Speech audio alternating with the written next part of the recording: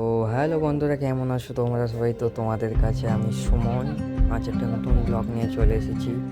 তো আমরা গিয়েছিলাম মায়াপুরে।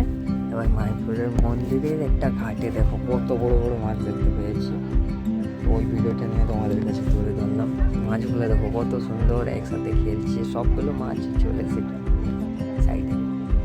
আর আমাদেরকে খাওয়া দেওয়া হচ্ছে। তো আবার আসছে বিস্কুট খাচ্ছে মাঝে, দেখো কত সুন্দর খেলছে ওরা মাছ।